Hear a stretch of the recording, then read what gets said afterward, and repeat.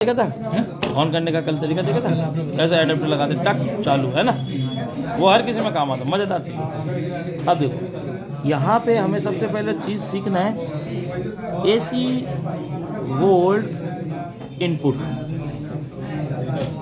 ठीक है, कहाँ होता है एसी वोल्ट इनपुट? जैसे अब ये हमारे पास पीसीबी आ गई, अब इस पीसीबी में ये विंडो का पीसीबी है, अब इसके अंदर अगर एसी वोल्ट इनपुट करना होगा तो आपको दो टर्मिनल चाहिए। दो टर्मिनल होते हैं एसी में, एक कौन सा होता है लाइव और दूसरा कौन सा होता है एन, यानी न्यूट्रल। अब हम देखते हैं तो हमारे ये जो थंबनेल होते हैं इनके पास एल वेल जो भी होता है वो लिखा होता है। अब देखो यहाँ पे लिखा है एसी एन और ये लिखा है एसी एल। ये जो हमारा है ना ये एसी का है, लाइव का, यानी अभी क्या लगेगा लाइव का पिन लगेगा। उसके अलावा अगर आप ऊपर नहीं लगाते तो यहाँ पे भी थंबनेल लगा सकते हो, क्योंकि ये थंबनेल इससे जुड़ा है, इसके पास भी ये लाइव का, ये पूरा एक ही है, आप इसे जोड़ सकते हो, एक ही लाइन है। ठीक है, और इसमें अगर आप लगाते हो तो अगर मान लीजिए ये नहीं है, एग्जाम्पल जो फ्यूज होता है ना, इस फ्यूज के साथ इन दोनों में से जो पिन बीप करती है वो होती है हमारी लाइव, यानी जो लाइव वाला वायर है ना करंट वाला, ये कहाँ लगेगा, और न्यूट्रल वाला वायर ये देखो, ये है हमारे यहाँ के बोर्ड में रिले।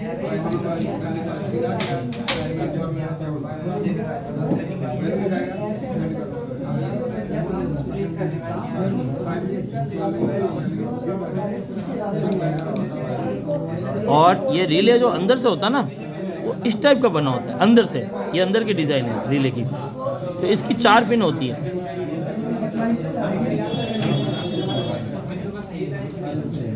ये होता है अंदर का एक स्विच जो इन दोनों टर्मिनल को है ना आपस में जोड़ता है, क्योंकि इसमें पावर तो इन हो गया।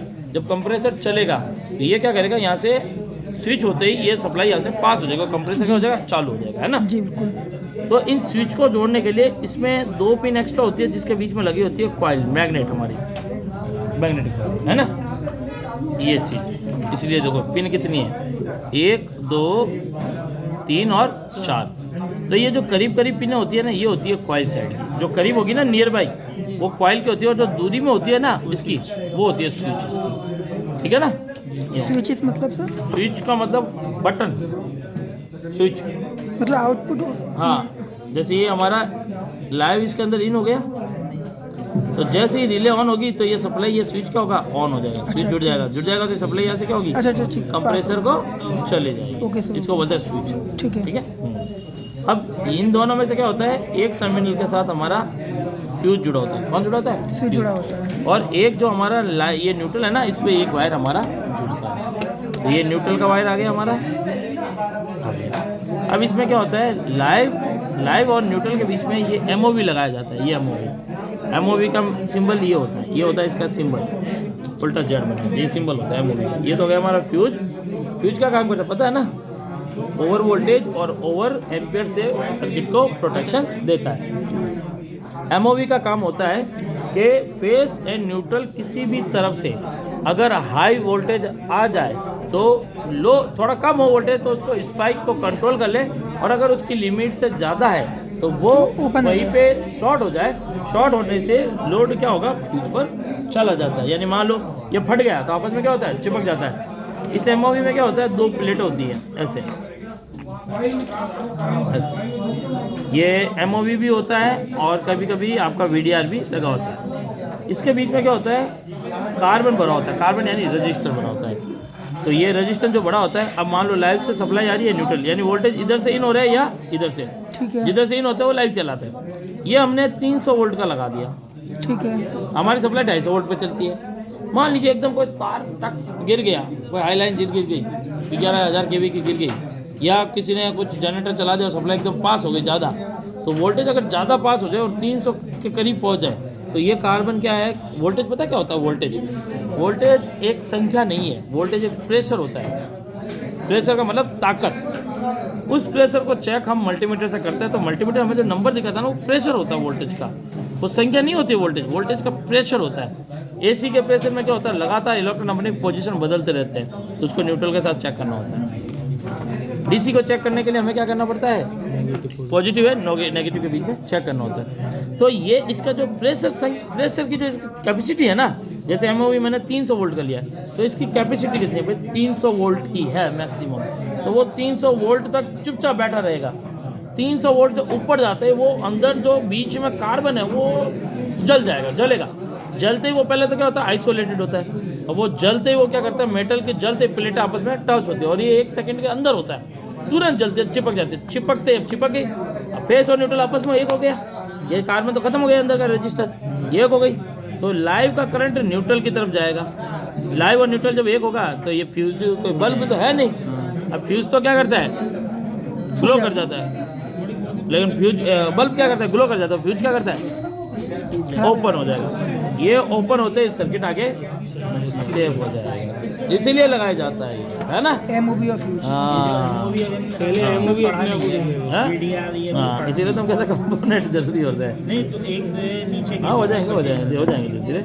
एमओवी का जो फुल फॉर्म होता है वो होता है मेटल ऑक्साइड रजिस्टर, और वीडीआर का होता है वोल्टेज डिपेंडेंट रजिस्टर। अच्छा सर, हाँ। जहाँ एमओवी लगाया उसकी जगह वीडीआर भी लगा सकता है? बिल्कुल लगा सकते हो, एक ही काम है दोनों का, एक ही काम है बिल्कुल। बस यही है कि आविष्कार करने वाले दोनों अलग थे, इसलिए उन्होंने अपना क्वालिटी का नाम दिया है। यूँ। ठीक है, यूँ। तो अगर वीडीआर पढ़ेंगे तो एमओवी आ जाएगी उसमें? वो एक ही आएंगे, वो दोनों आपको साथ ही पढ़ाएंगे। इनका डिनोटिंग लिखा होता है VRRV, कहीं पे एमओवी कहीं VDR, ये लिखा होता है इनका। अब ये है हमारा AC वोल्ट, ठीक है ना। अब AC वोल्ट यहाँ से जब आगे बढ़ा सर्किट में, यानी ये एमओवी है, एमओवी है, RV लिखा है ना, देखो ठीक है ना। अब इससे सप्लाई आगे बढ़ी, कैपेसिटर में गई, कहाँ गई, कैपेसिटर भी बीच में लगा रखा है। ये AC वोल्ट को क्या करता है, फिल्टर करता है। बिल्कुल, यहाँ पे AC वोल्ट को फिल्टर करता है, DC को स्टॉप करता है। तो ये हमारा AC वोल्ट फिल्टर का काम करता है। क्या करता है, फिल्टर का काम। अब फिल्टर क्या करेगा, हाँ अभी DC नहीं बनी। नहीं, अभी AC फिल्टर कर रहा है। ये क्या कर रहा है, एसी फिल्टर होता है इसमें। बिल्कुल। तो ये लगता है हमारा 275 वोल्ट का, 275। हाँ, और 0.01 माइक्रोफेरेड का ये यूज़ होता है। कहीं कहीं पे तो ये 0.100 माइक्रोफेरेड का होता है। कैपेसिटर के कैपेसिटेंस के आधार पे होता है। जैसे इसका नंबर है 103K, 103K, ये हो गया आपका 100010, और ये हो गया आपका करीबन पिको 10 नैनोफेरेड, 10 नैनोफेरेड हो गया। तो यहाँ पे आपका आता है 0.01, सही है, वही है। तो लास्ट में यहाँ 0 लिखते हैं, जब भी वही होता है। पॉइंट के बाद कितना 0 आता है ना, उसके आधार पे 1 फेरेड में 1000 मिली फेरेड होता है, 1 मिली फेरेड में 1000 माइक्रोफेरेड होता है, 1 माइक्रोफेरेड में 1000 नैनो फेरेड होता है, और 1 नैनो फेरेड में 1000 पिको फेरेड होता है। हाँ, तो जब यहाँ पे 10,000 पिको हुआ तो भाग देने पर क्या हो जाएगा, 10 नैनो, क्योंकि 10,000 से 10 भाग गया, 1000 का भाग गया तो नैनो आ गया, तो 10 नैनो हो गया। तो अपने माइक्रो में अगर उसको गिने तो वो 0.010 यानी 10.010 माइक्रोफेरेड है। 1000 से इसमें भाग देना होता है, बिल्कुल आप दे सकते हैं, आराम से उत्तर आ जाएगा इसका, कोई दिक्कत नहीं। आप देना चाहें तो देखिए 10 है ना। अब कितने 0 है लास्ट में, ये संख्या कितनी है, 2 बची है, और हमारे पास कितने 0 है, 3। तो अब यहाँ ऊपर तो 3 है नहीं, फिर भी अगर हम भाग देंगे तो इसका आगे हमें 0 एक लगाना पड़ेगा, और 3 0 के बाद एक पॉइंट लग जाएगा, तो 0.10 हो गया ना। बस ये भाग देने का तरीका है गणित का, ठीक है। अब इसके बाद ये वोल्टेज सीधा कहाँ जाएंगे, यहाँ से सीधा ट्रांसफार्मर में, और ट्रांसफार्मर, ये ट्रांसफार्मर पता है ना क्या काम करता है, ये AC वोल्ट को जब इसके अंदर से AC वोल्ट, जैसे मान लो इसमें मेरा करंट चल रहा है, देखना ये हमारा लाइव है और ये क्या है, न्यूट्रल। अभी इसके अंदर ये करंट चल रहा है हमारा, है ना। अब ये हमारी क्या है, कॉइल है इसकी,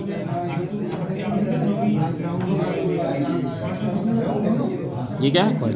तो ये करंट इधर से घूम कर इन कॉइल में नाचता जब यहाँ से निकलेगा वापस, तो यहाँ पे क्या होगा, मैग्नेटिक फील्ड बनेगा। क्या बनेगा, मैग्नेटिक फील्ड, चुंबकीय क्षेत्र बनता है। तो ये सामने वाला जो इसका कॉइल है, इसको बोलते हैं सेकेंडरी कॉइल, ये वाली, इधर वाली, इधर AC है, फ्यूज की तरफ से जहाँ बीप करेगा वो प्राइमरी है, और इधर कैपेसिटर की तरफ जो इसका भाग होगा वो आपका सेकेंडरी होता है। ये सेकेंडरी जब इसको कैच करेगी तो यहाँ से ये निकालेगी AC 12 वोल्ट, क्योंकि 12 का दिया था इसलिए 12 का। सर ये न्यूट्रल कहाँ से मिलेगा इसको, ये कौन सा, इसमें यहाँ नहीं तो खाली रहता है ना, ये खाली रहता है, वो कंप्रेसर के लिए, कंप्रेसर के लिए। नहीं ये रिले, अच्छा ये रिले है। हाँ रिले कैपेसिटर सोच जाता नहीं नहीं ट्रांसफार्मर ही है। तो यहाँ पे अब क्या किया जाता है, 4 डायोड लगाए जाते हैं, ऐसे और ऐसे। 4 डायोड। हाँ, एक फॉरवर्ड में और एक रिवर्स में डायोड लगाया जाता है। ये डायोड क्या करते हैं, डीसी बना देते हैं। ये जो ऊपर वाला होगा ये यहाँ पॉजिटिव आउट करेगा। हाँ। क्यों? क्योंकि इसका एनोड भाग एसी लाइन से जुड़ा है। ठीक है। इसका भी क्या जुड़ा है, एनोड। इसका कौन सा जुड़ा है, कैथोड। इसका कौन सा जुड़ा है, कैथोड। तो कैथोड वाला यहाँ से सिर्फ नेगेटिव को आउट करेगा, इसको नेगेटिव। तो यहाँ से आपको कौन सा मिलेगा, नेगेटिव, और यहाँ से मिलेगा पॉजिटिव। और पॉजिटिव जब ये बन जाएगा तो यहाँ पे एक तो एसी वोल्ट जब कन्वर्ट होता है तो थोड़ा कुछ बढ़ जाता है, और उसके बाद जब कैपेसिटर लगाते हैं हम फिल्टर के लिए तो वोल्टेज कुछ थोड़े और बढ़ जाता है। थोड़ा यहीं पे थोड़ा डिस्टर्ब हो रहा है। हाँ, यहाँ पे डीसी बन जाता है। तो यहाँ से ही निकला, ठीक है। हाँ, और कैपेसिटर गया आगे जाएगा ना, आगे प्लस माइनस थोड़ा ये हाँ तो हो गया ना, अलग हो गया। एनोड का थोड़ी हाँ, डायोड पड़े। डाउट पड़ा है, पढ़ लिया समझ लिया, फिर भी समझ लिया। हाँ पूछ लो ना, बता देंगे सर। नहीं सर, जैसे इसमें उल्टा सीधा लगा है, रिवर्स और बैक लगा है ना। तो ये रिवर्स बैक में तो काम करेगा वो। अरे इधर ध्यान दो, उधर किधर मत दो, तुम मेरी तरफ ध्यान दो। जैसे रिवर्स बैक में लगा है, ठीक है, इधर से। हाँ, तो ये जो होता है ना, बताता हूँ, जो हमारे एसी करंट होता है, एसी ये होती है जीरो क्रॉसिंग लाइन, इसको बोलते हैं जीरो क्रॉसिंग लाइन। क्या बोलते हैं, जीरो क्रॉसिंग लाइन। हाँ, क्योंकि यहाँ पे ये हमारा करंट होता है ना, जीरो हो जाता है बिल्कुल, ठीक है। ठीक है ना। और यहाँ पे हमारा डीसी वोल्ट चलता है, क्या चलता है, डीसी। इसी डीसी को फिल्टर करने के लिए कैपेसिटर लगाया जाता है, ठीक है। पास करने के लिए। ये क्या करते हैं, न्यूट्रल की तरफ पास करते हैं। अब यहाँ पे जब ये ऊपर जा रहा है, ये पॉजिटिव और ये क्या है, नेगेटिव। अब हमने यहाँ पे एक डायोड जोड़ दिया ऐसे। इस डायोड का जो ये भाग होता है इसको बोलते हैं एनोड, और ये बोलते हैं कैथोड। एनोड जो होता है ना, अंदर से, अंदर की तरफ से ऐसे, ये डिप्लेशन लेयर होती है। क्या होती है, डिप्लेशन। तो ये क्या करता है कि यहाँ जो करंट आता है वो इसके अंदर जाता है, अंदर जाएगा। तो ये डिप्लेशन लेयर क्या करती है, एनोड भाग केवल पॉजिटिव, यानी जो चार्ज इलेक्ट्रॉन हो गए ना आगे फॉरवर्ड चलने वाले, फॉरवर्ड इलेक्ट्रॉन, केवल उन्हीं को यहाँ से पास जाएंगे। तो नेगेटिव पॉजिटिव दोनों जाएंगे, लेकिन अंदर का डिप्लेशन लेयर केवल क्या करेगा, इधर का जो जिस तरीके से डिज़ाइन किया गया है वो क्या करेगा, इधर से केवल पॉजिटिव इलेक्ट्रॉन पास करेगा। तो सारे यहाँ पॉजिटिव हो जाएंगे, और इधर नेगेटिव पॉजिटिव रहता रहेगा। उधर केवल कौन से जाएंगे, पॉजिटिव, खाली पॉजिटिव निकले। जैसे कि एक आदमी और औरत की भीड़ चल रही होती है, वो क्या कहते हैं कि आदमी औरत को भी अलग करो, है ना। तो आदमी पे जो चौकीदार होगा वो औरत को जाने देगा नहीं, वो क्या करेगा, रुक जाओ मैडम उधर चलो, है ना, वो आदमी को जाने देगा। ये क्या कर रहा है, पॉजिटिव केवल पुरुष को जाने दे रहा है, तो पॉजिटिव इलेक्ट्रॉन आगे होना। तो ये केवल यहाँ पे पॉजिटिव पॉजिटिव हो रहा है। जब डायोड के एक दूसरे छोर पर केवल पॉजिटिव होंगे तो जो रोड होती है ना डायोड की, ये मेटल वाली रोड पिन होती है ना, मेटल की होती है, उसके साथ पॉजिटिव इलेक्ट्रॉन लग जाते हैं। तो लगते हैं बाहर तो आएंगे, फिर तार है, करंट तो आनी है बाहर, तो वो यहाँ से बाहर आ जाता है। तो आपको यहाँ पे क्या मिलता है, पॉजिटिव। तो अब एक डायोड इधर लगा दिए, एक इधर, क्योंकि कभी फेस इधर जाएगा तो कभी फेस इधर आएगा। अच्छा। तो दोनों तरफ पॉजिटिव लगातार बनाते रहे, कहीं ऐसा नहीं हो केवल एक बनाए जिससे वोल्टेज में कमी हो। तो दोनों लगातार बनाएंगे तो दोनों काम भी करते रहेंगे। अच्छा, मान लो अगर एक ये बेचारा कहीं नाराज हो जाए तो वो तो कम से कम काम करता रहे ना, तो लगातार दोनों काम करते, तो ये दोनों एक कर दिए जाते हैं, तो पॉजिटिव हो गया। ये नेगेटिव अलग करने वाले दोनों एक कर दिए जाते हैं, तो क्या हो गया, नेगेटिव। अब कितनी लाइन हो गई, एक पॉजिटिव और एक नेगेटिव की हो गई ना, एक एक लाइन। अब इस नेगेटिव और पॉजिटिव को फिल्टर करना है, तो फिल्टर करने के लिए क्या करते हैं, कैपेसिटर का उपयोग करते हैं। यहाँ पे जो कैपेसिटर यूज़ किया जाता है ये आपका 35 वोल्ट का होता है, या किसी किसी में ये 25 वोल्ट का होता है, और 1000 माइक्रोफैराड तक यूज़ होता है। यहाँ 35 वोल्ट का है, और ये कितना है, यहाँ पे ये रहा 1000 लिखा है, 1000 माइक्रोफैराड। अब 1000 माइक्रोफैराड पूरा है या नहीं है, ये चेक करने के लिए हमें क्या चाहिए, मल्टीमीटर। आप चेक कर सकते हैं, एक डब्बा दीजिएगा, वो कैपेसिटर के ऊपर डब्बा पड़ा।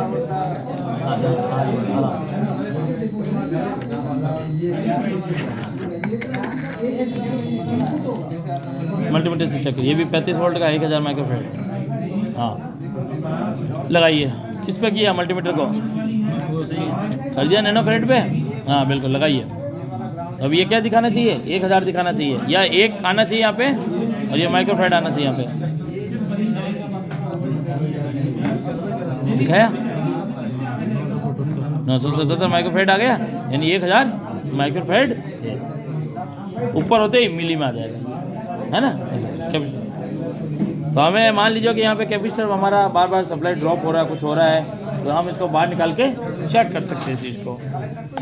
इसलिए मल्टीमीटर मंगवाया मैंने स्पेशली कि ये ठीक रहेंगे आपके लिए, है ना। फिर लाल वाले में तो है नहीं है। अरे भाई साहब हम ले लिए, अभी कल ही मंगाया था मैंने कल ही मैं, मंगाया 1000 रुपये का। हाँ, ये भी ले लेते हैं। और उस जो रेड आता है ना हमारा इसमें या ग्रीन वाले, उसमें कैपेसिटेंस है नहीं। हमारा तो कैपेसिटेंस होना जरूरी है, क्योंकि हमारे आउटडोर में जो कैपेसिटर होता है ना, उनकी वजह से काफ़ी कंप्रेसर नहीं चलता।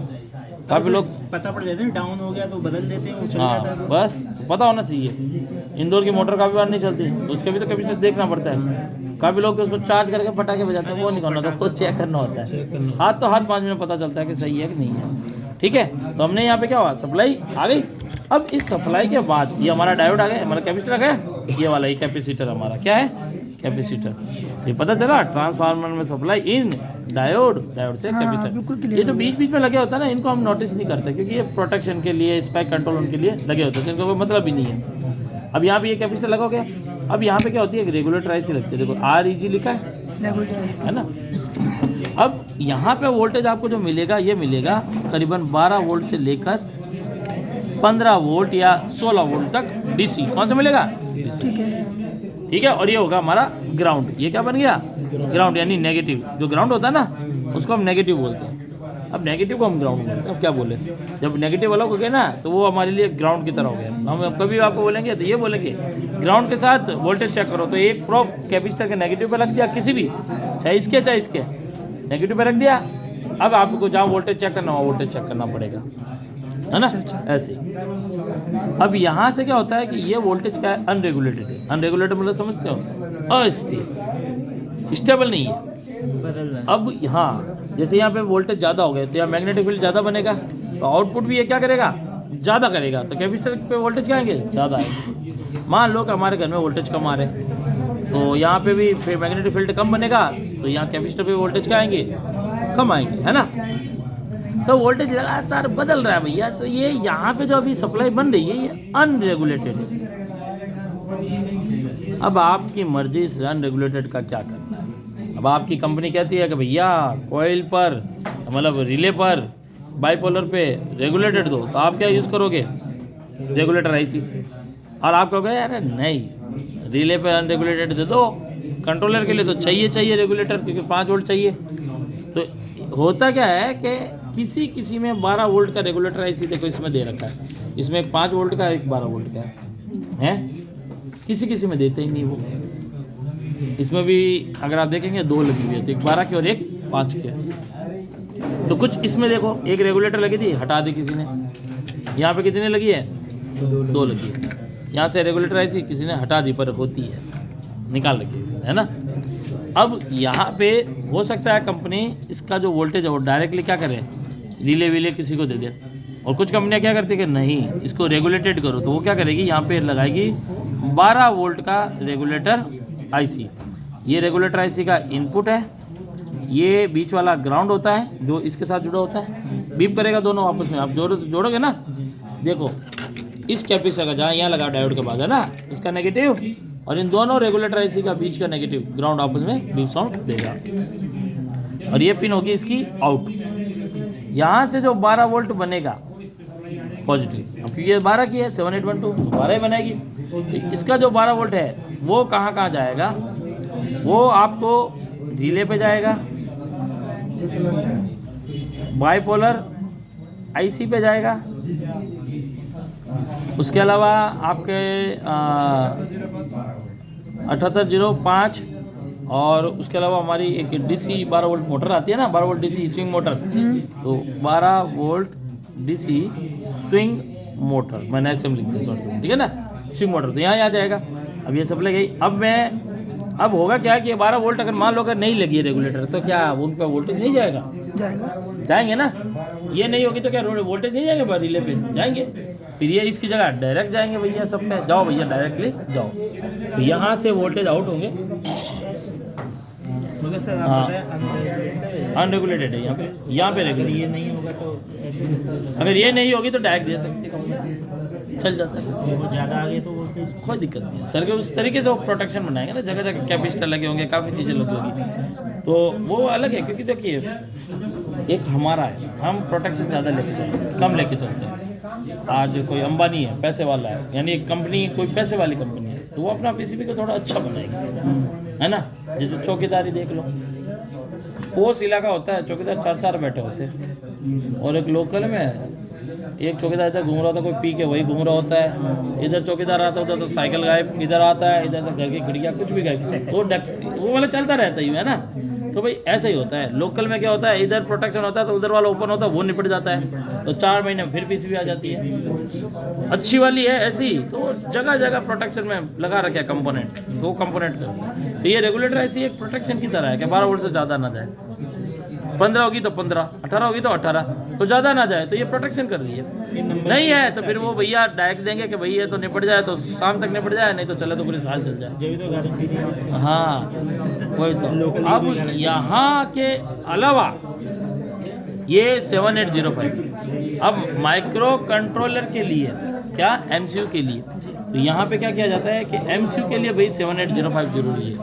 जो तो 2 रेगुलेटर ऐसे लगेंगे, हाँ 5 की, 12 की हो ना हो, लेकिन 5 की हो ना जरूरी है। इसलिए इस बोर्ड में जो थी वो हटा दी गई है, वो 5 की लगती है। यहाँ पे दोनों लगा रखी है, इसमें दोनों लगा रखी है, और कुछ और पीसीबी ऐसी है जिसमें केवल एक ही लगा रखी है। ये 7805, ये इसमें ये इन हो जाएगी सप्लाई, ये पिन क्या हो जाएगी, बिल्कुल, और ये क्या हो जाएगी, आउट। तो आउट में कितना वोल्ट देगा, ये कितना देगा, 5 वोल्ट, क्योंकि ये 7805 IC है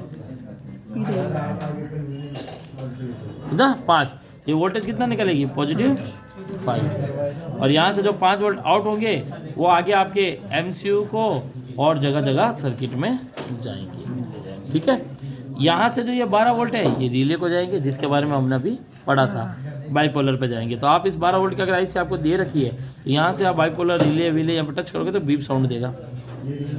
मान लीजिए कि अगर ये आईसी नहीं है, तो फिर जो कैपेसिटर दे रखा है ना, वहाँ से आपको बीप कंटिन्यूटी आएगी, क्योंकि सप्लाई डायरेक्टली रिले और बाईपोलर पे सीधा जा रहा है।